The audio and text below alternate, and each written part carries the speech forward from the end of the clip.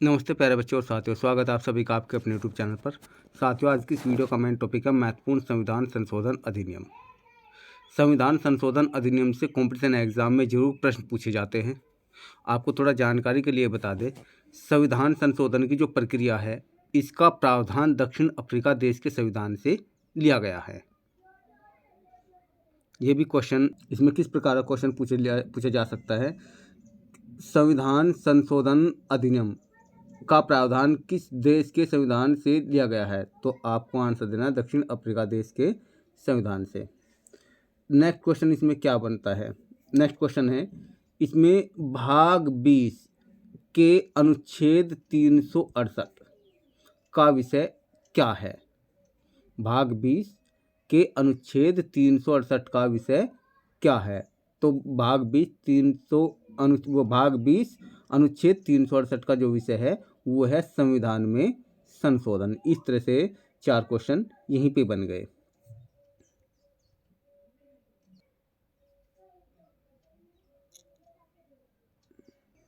अब बात करते हैं प्रथम संविधान संशोधन अधिनियम। ये कब हुआ था? प्रथम संविधान संशोधन अधिनियम का जो समय था वो है 1951। और इसका मुख्य विषय क्या है, किससे जुड़ा हुआ है? मुख्य विषय इसका भूमि सुधार से।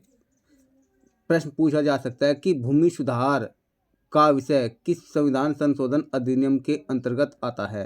तो आपको आंसर क्या देना है? प्रथम संविधान संशोधन अधिनियम 1951 के अंतर्गत भूमि सुधार का विषय आता है। अब इसमें क्या है, इस संविधान संशोधन में जमींदारी को समाप्त करने के लिए अनुच्छेद 31 क और अनुच्छेद 31 ख जोड़े गए। साथ ही इस संविधान में जो है 9वीं अनुसूची को भी जोड़ा गया, जबकि मूल संविधान में 8 अनुसूची थी। ये भी ध्यान रखना है। क्वेश्चन पूछा जा सकता है कि मूल संविधान में कितनी अनुसूची थी? मूल संविधान में 8 अनुसूची थी। फिर ये भी क्वेश्चन पूछा जा सकता है कि 9वीं अनुसूची को किस संविधान संशोधन के अंतर्गत संविधान में जोड़ा गया? तो आपको आंसर क्या देना है? 9वीं अनुसूची को प्रथम संविधान संशोधन अधिनियम 1951 के अधीन भारतीय संविधान में जोड़ा गया।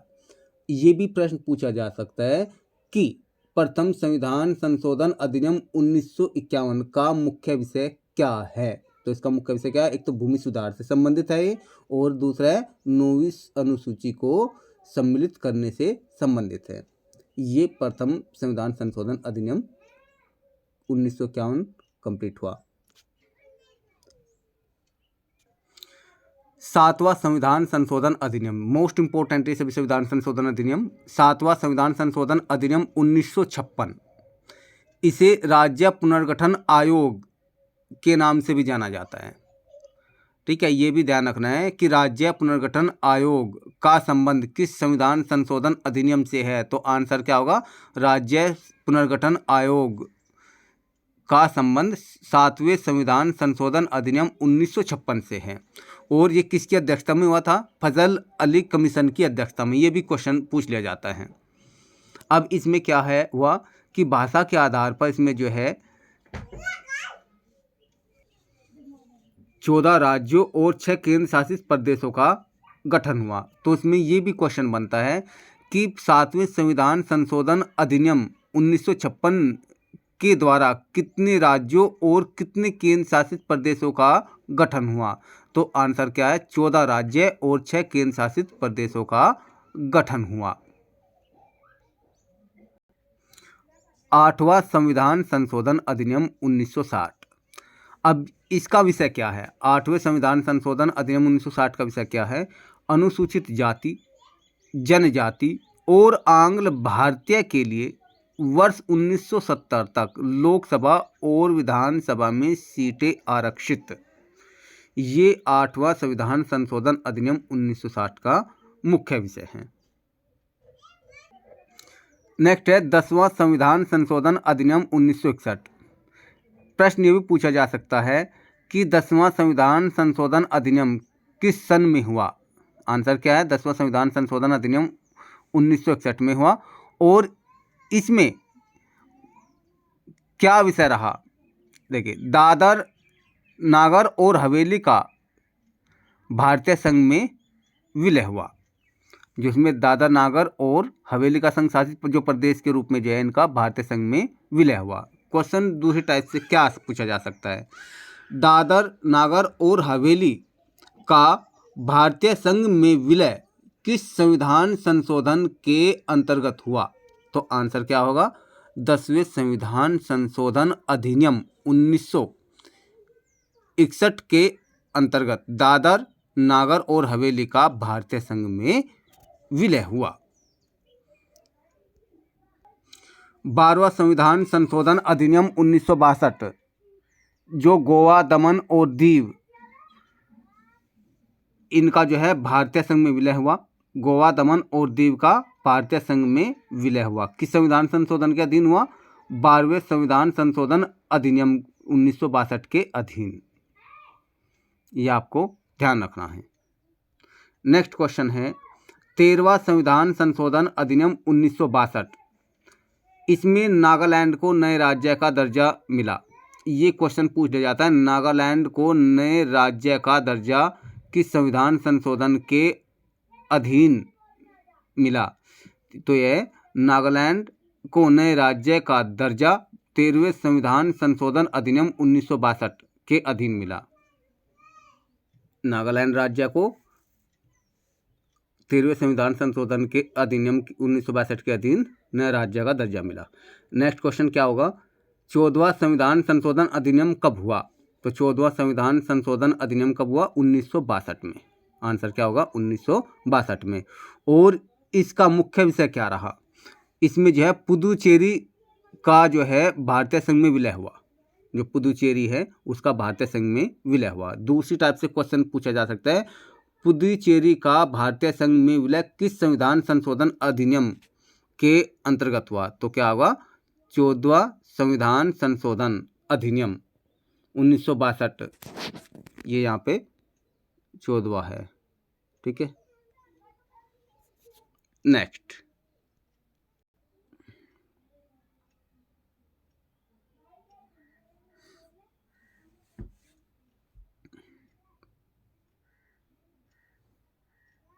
इक्कीसवां संविधान संशोधन अधिनियम कब हुआ? 21वां संविधान संशोधन अधिनियम हुआ 1967 में। और इसका मुख्य विषय क्या था? इसमें जो है 15वीं भाषा सिंधी को 8वीं अनुसूची में शामिल किया गया।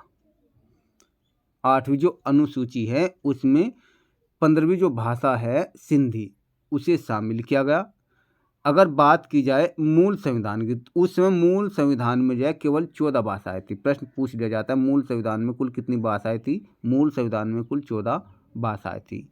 नेक्स्ट क्वेश्चन क्या बनता है इसमें? नेक्स्ट क्वेश्चन ये बनता है कि सिंधी को भारतीय संविधान में किस अनुसूची में शामिल किया गया? जो सिंधी भाषा है 8वीं अनुसूची में शामिल किया गया। तो सिंधी भारतीय संविधान में कौन सी भाषा के रूप में या कौन से नंबर की भाषा के रूप में जोड़ी गई? तो कौन से नंबर की भाषा थी? 15वीं भाषा। सिंधी को 15वीं भाषा के रूप में, ठीक है, 8वीं अनुसूची में शामिल किया गया, जबकि मूल संविधान में 14 भाषाएं थी और वर्तमान में 22 भाषाएं हैं। ये भी आपको ध्यान रखना है। और 21वां संविधान संशोधन अधिनियम 1967, आपको ये टॉपिक इसका ध्यान रख लेना है। नेक्स्ट क्वेश्चन है 26वां संविधान संशोधन अधिनियम 1971। सबसे पहला प्रश्न तो यही बनता है कि 26वां संविधान संशोधन अधिनियम कब हुआ? तो आंसर क्या होगा? 26वां संविधान संशोधन अधिनियम 1971 में हुआ। फिर इसका विषय क्या हुआ? इसका विषय क्या थे? एक रियासतों को दी जाने वाली वार्षिक आर्थिक सहायता, जिसे शाही थैली, ठीक है, शाही थैली कहा जाता है, को सामाजिक समानता के विरुद्ध मानते हुए समाप्त कर दिया गया। ठीक है, ये 26वां संविधान संशोधन अधिनियम 1971 का मुख्य विषय है कि शाही जो थैली है उसे समाप्त कर दिया गया। शाही थैली का क्या अर्थ है? शाही थैली थी जो रियासत थी उस समय, रियासतों का जब भारत संघ में विलय हुआ उसके बाद रियासतों को जो आवार्षिक आर्थिक मदद दी जाती थी उसे ही शाही थैली कहा जाता था। ठीक है, नेक्स्ट है 31वां संविधान संशोधन अधिनियम। कौन सा? 31वां संविधान संशोधन अधिनियम कब हुआ? 1973 में। और इसका विषय क्या रहा? इसमें जो है संसद में सीटों की संख्या 525 से बढ़ाकर 545 कर दी गई। एक तो ये इसमें हुआ, ठीक है, यानी सीटों की जो संख्या 525 से बढ़ाकर कितनी की गई? 545। कौन से संविधान संशोधन अधिनियम के द्वारा? 31वें संविधान संशोधन अधिनियम 1973 के द्वारा। नेक्स्ट इसमें क्या हुआ? सीटों का जो परिसीमन है 1971 की जनगणना के आधार पर किया गया। नेक्स्ट काम इसमें ये हुआ, इसका मुख्य विषय। नेक्स्ट 36वां संविधान संशोधन अधिनियम 1975। 36वां संविधान संशोधन अधिनियम कब हुआ? 1975 में हुआ। और इसका मुख्य विषय क्या था? इसमें जो है सिक्किम को भारतीय संघ का पूर्ण सदस्य बनाया गया और इसे 22वें राज्य का दर्जा मिला। ये भी आपको ध्यान रखना है। सिक्किम को पूर्ण दर्जा कब मिला? 36वें संविधान संशोधन अधिनियम 1975 के द्वारा। सिक्किम को भारतीय संघ का कौन से नंबर का राज्य का दर्जा मिला? तो आपका आंसर क्या होगा? 22वें नंबर का सिक्किम को भारतीय संघ का दर्जा मिला। भारतीय संघ का जो राज्य है उसका दर्जा मिला। नेक्स्ट क्वेश्चन है 42वां संविधान संशोधन अधिनियम, और इसमें मोस्ट इंपोर्टेंट क्वेश्चन है ये भी। 42वां संविधान संशोधन अधिनियम 1976 में हुआ और इसे लघु संविधान भी कहते हैं। 42वां संविधान संशोधन अधिनियम, इसे लघु संविधान भी कहते हैं। और ये कब हुआ? 1976 में हुआ था 42वां संविधान संशोधन अधिनियम, ठीक है, लेकिन ये लागू हुआ था 1977 में, ये भी ध्यान रखना है। और इसमें मुख्य विषय क्या रहे? एक विषय तो मुख्य इसमें क्या रहा इसमें कि प्रस्तावना में संशोधन करके 3 नए शब्द जोड़े गए। प्रस्तावना में संशोधन करके 3 नए शब्द जोड़े गए। एक प्रश्न तो ये बन गया इसमें कि प्रस्तावना में संशोधन करके 3 नए शब्द कौन कौन से जोड़े गए? तो एक तो था समाजवाद शब्द, पहला शब्द, धर्मनिरपेक्षता और अखंडता। ये तीनों ही शब्द प्रस्तावना में संशोधन करके जोड़े गए थे। और कौन से संविधान संशोधन के अधीन जोड़े गए? 42वां संविधान संशोधन अधिनियम 1976 के द्वारा प्रस्तावना में संशोधन करके समाजवाद, धर्मनिरपेक्षता और अखंडता, ये तीनों शब्द जोड़े गए। इसके साथ ही और अन्य क्या काम हुआ इसमें कि जो राज्य के नीति निर्देशक तत्व है इन्हें मौलिक अधिकारों पर वरीयता दी गई। राज्य के नीति निर्देशक तत्वों को मौलिक अधिकारों पर वरीयता दी गई। किसके अधीन? 42वें संविधान संशोधन अधिनियम 1976 के अधीन। और इसमें क्या हुआ? राज्य के नीति निर्देशक तत्व में कुछ नए तत्व जोड़े गए। और वे नए तत्व क्या थे? कौन कौन से अनुच्छेद वे जोड़े गए? एक तो अनुच्छेद जोड़ा गया है इसमें 39 क या 39A भी कह सकते हैं। अनुच्छेद 39 क, इसका विषय क्या है? अनुच्छेद 39 क्या का विषय क्या है? मुक्त। ये मुक्त नहीं है, मुफ्त है। मुफ्त, मुफ्त, मु अदफ और तय, मुफ्त। यह मुफ्त न्यायिक सहायता व समान न्याय।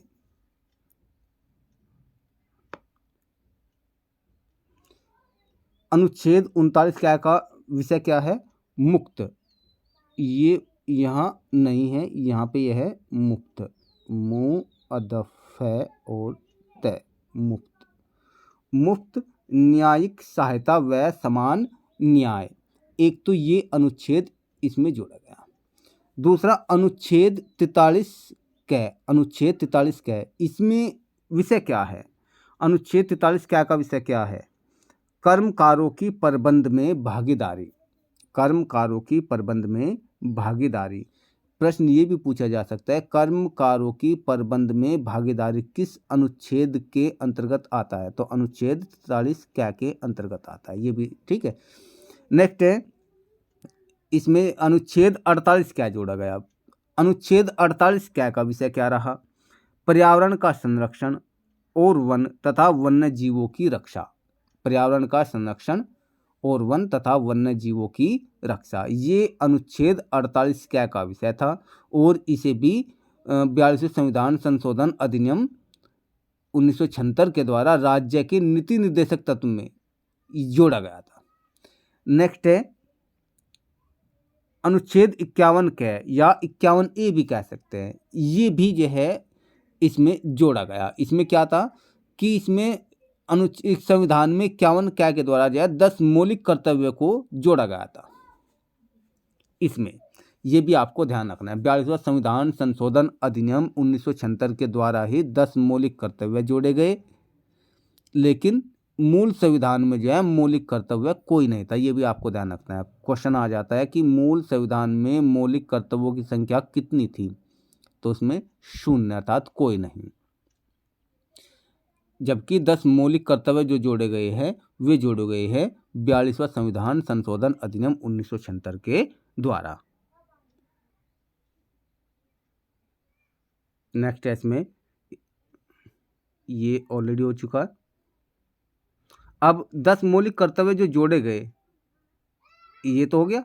नेक्स्ट इसमें जो है, नेक्स्ट विषय क्या रहा इसका? लोकसभा तथा विधानसभाओं के कार्यकाल में 1 वर्ष की वृद्धि की गई। लोकसभा और विधानसभा का जो कार्यकाल है उसमें 1 वर्ष की वृद्धि की गई। किसके द्वारा की गई थी? 42वां संविधान संशोधन अधिनियम 1976 के द्वारा। नेक्स्ट क्या जोड़ा गया इसमें? मंत्रिपरिषद की सलाह मानने के लिए राष्ट्रपति को बाध्य कर दिया गया। मंत्रिपरिषद की जो सलाह है उसे मानने के लिए राष्ट्रपति को बाध्य कर दिया गया। ये भी विषय 42वें संविधान संशोधन अधिनियम 1976 के द्वारा जोड़ा गया। नेक्स्ट क्या हुआ? 5 विषयों, एक तो शिक्षा, ये हमारा नाप तोल, यहाँ पे नाप तोल। वन, जंगली जानवर तथा पक्षियों की रक्षा। 5 विषय कौन कौन से? एक तो शिक्षा, नाप तोल, वन, जंगली जानवर तथा पक्षियों की रक्षा, और न्याय प्रशासन। न्याय प्रशासन एवं उच्च न्यायालय तथा उच्च न्यायालय के अलावा सभी न्यायालय का गठन राज्य सूची समवर्ती सूची में स्थानांतरित किया गया। इसमें प्रश्न ये पूछा जा सकता है, शिक्षा, नाप तोल, वन, जंगली जानवर तथा पक्षियों की रक्षा और न्याय प्रशासन को राज्य सूची से समवर्ती सूची में स्थानांतरण किया गया किस संविधान संशोधन के द्वारा? तो आपका आंसर क्या होगा? 42वां संविधान संशोधन अधिनियम 1976 के द्वारा शिक्षा, नाप तोल, वन, जंगली जानवर, पक्षियों की रक्षा और न्याय प्रशासन को राज्य सूची से समवर्ती सूची में स्थानांतरण किया गया। और ये भी पूछा जा सकता है प्रश्न इसमें, उच्चतम न्यायालय और उच्च न्यायालय, ये यहाँ उच्चतम है,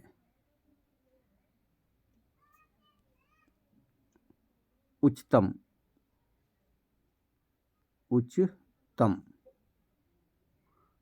उच्चतम न्यायालय और उच्च न्यायालय के अलावा सभी न्यायालय का जो गठन है वो राज्य सूची समवर्ती सूची में स्थानांतरित किया गया, यानी राज्य सूची से समवर्ती सूची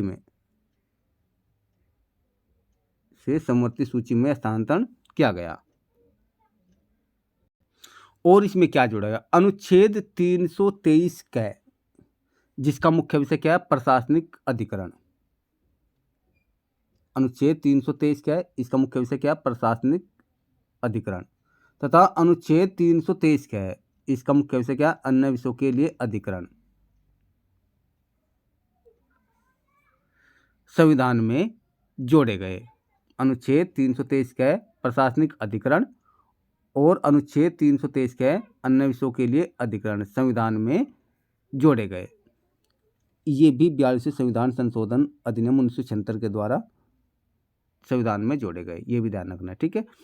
नेक्स्ट जो इसमें मोस्ट इम्पोर्टेंट है, ये केशवानंद भारती केस बनाम केरल 1973 केस भी इससे जुड़ा हुआ है। 42वां संविधान संशोधन अधिनियम 1976, ठीक है। इसमें जो है केशवानंद भारती बनाम केरल 1973 केस भी जुड़ा हुआ है।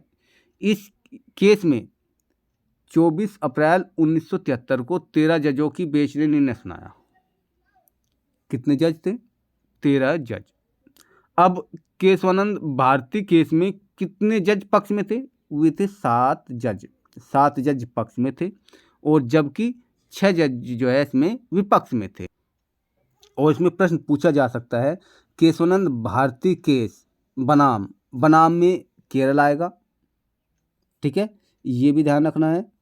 और साथ साथ इसमें यह भी ध्यान रखना है कितने जजों की बेंच थी? 13 जजों की। इसमें कितने जज पक्ष में थे? 7 जज पक्ष में थे। कितने जज विपक्ष में थे? 6 जज इसमें विपक्ष में थे। ये भी आपको ध्यान रखना है।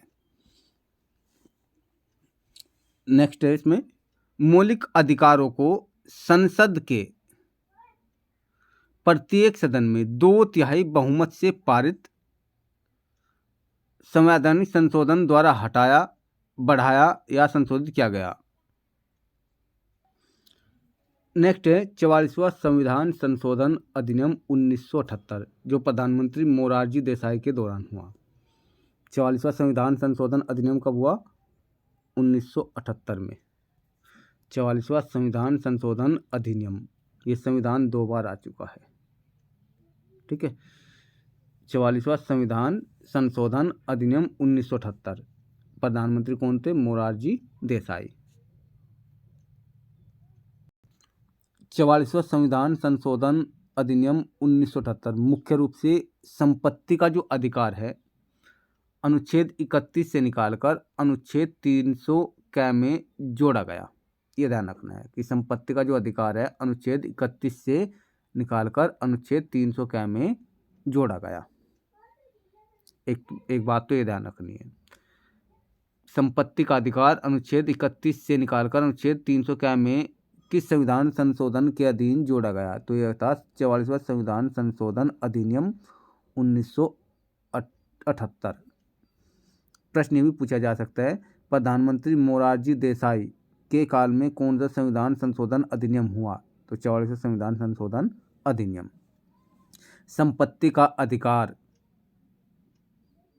ठीक है, 31वें संविधान संशोधन से निकालकर अनुच्छेद, ये माफ कीजिएगा, संपत्ति का अधिकार अनुच्छेद 31 से निकालकर अनुच्छेद 300 क में जोड़ा गया किस संविधान संशोधन के द्वारा? तो आंसर क्या होगा? 44वां संविधान संशोधन अधिनियम 1978। इस संविधान संशोधन के द्वारा ही संपत्ति का जो अधिकार है वो मौलिक अधिकार न रहकर, ये न है यहाँ पे, न रहकर विधिक या वैधानिक अधिकार बन गया। तो संपत्ति का जो अधिकार है मौलिक अधिकार नहीं रहा, वह विधिक यानी कानूनी या वैधानिक अधिकार बन गया। किस संविधान संशोधन अधिनियम के द्वारा? 44वें संविधान संशोधन अधिनियम 1978 के द्वारा। नेक्स्ट क्या हुआ इसमें? नेक्स्ट विषय क्या रहा? लोकसभा तथा राज्य विधानसभाओं की अवधि को पहले की तरह 5 वर्ष कर दिया गया। नेक्स्ट टॉपिक ये रहा इसका, जो लोकसभा तथा राज्य विधानसभाओं की अवधि को पहले की तरह 5 वर्ष कर दिया गया। लेकिन जम्मू कश्मीर की जो विधानसभा कार्यकाल है वो 6 वर्ष ही रखा। इस वजह जम्मू कश्मीर में जो है 6 वर्ष के लिए सरकार चुनी जाती है, ठीक है। नेक्स्ट, लेकिन अब परिवर्तन हो चुका है जब से धारा 370 हटाई गई। बाह्य आक्रमण, युद्ध या सशस्त्र विद्रोह के आधार पर राष्ट्रीय आपात घोषित किया जा सकेगा। ये विषय भी 44वें संविधान संशोधन अधिनियम 1978 के द्वारा जोड़ा गया। आंतरिक अशांति के स्थान पर सशस्त्र विद्रोह शब्द को जोड़ा गया। अब ये भी इम्पोर्टेंट है इसमें कि आंतरिक अशांति के स्थान पर किस शब्द को संविधान में जोड़ा गया, तो है सशस्त्र विद्रोह शब्द को आंतरिक अशांति के स्थान पर 44वें संविधान संशोधन अधिनियम 1978 द्वारा भारतीय संविधान में जोड़ा गया। और इसमें मुख्य विषय और दूसरा क्या जोड़ेगा, आपात की घोषणा के 1 महीने के भीतर संसद के द्वारा विशेष बहुमत से इसकी स्वीकृति आवश्यक होगी। ये भी इसका विषय रहा। नेक्स्ट, अनुच्छेद 20 और अनुच्छेद 21 में प्रदत्त अधिकारों को, जो अनुच्छेद 20 थे और अनुच्छेद 21 में प्रदत्त अधिकारों को राष्ट्रीय आपात में निलंबित नहीं किया जा सकता। ये भी ध्यान रखना है। क्वेश्चन में पूछा जा सकता है कौन कौन से वे अनुच्छेद हैं जिनमें प्रदत्त अधिकारों को राष्ट्रीय आपातकाल में निलंबित नहीं किया जा सकता। तो अनुच्छेद 20 और अनुच्छेद 21, ये ध्यान रखना है। नेक्स्ट है, कैबिनेट की लिखित सिफारिश पर ही राष्ट्रपति आपातकाल की घोषणा करेंगे। ये भी इस संविधान संशोधन के द्वारा जोड़ा गया। और लास्ट जो क्वेश्चन है इसमें, सर्वप्रथम कैबिनेट शब्द का प्रयोग किया गया। तो इसमें क्वेश्चन बनेगा किस संविधान संशोधन अधिनियम में सर्वप्रथम कैबिनेट शब्द का प्रयोग किया गया। तो उसमें आंसर क्या होगा, 44वां संविधान संशोधन अधिनियम 1978 में सर्वप्रथम कैबिनेट शब्द का प्रयोग किया गया। तो दोस्तों, आज की इस वीडियो में संविधान संशोधन अधिनियम के कुछ महत्वपूर्ण प्रश्न हैं जो पार्ट 1 है। नेक्स्ट जो महत्वपूर्ण प्रश्न होंगे वे पार्ट 2 में हम आपको कराएंगे। और निश्चित रूप से इनसे एग्ज़ाम में ज़रूर प्रश्न पूछा जाता है, अतः आप वीडियो को देखकर अपना नोट्स बना लीजिए और फिर इन्हें दोहराते रहिए। वीडियो को अंत तक देखने के लिए आपका बहुत बहुत धन्यवाद। फिर मिलते हैं नई वीडियो में एक नए कंटेंट के साथ। पार्ट 2 लेकर आएंगे महत्वपूर्ण संविधान संशोधन अधिनियम के ऊपर। जय हिंद।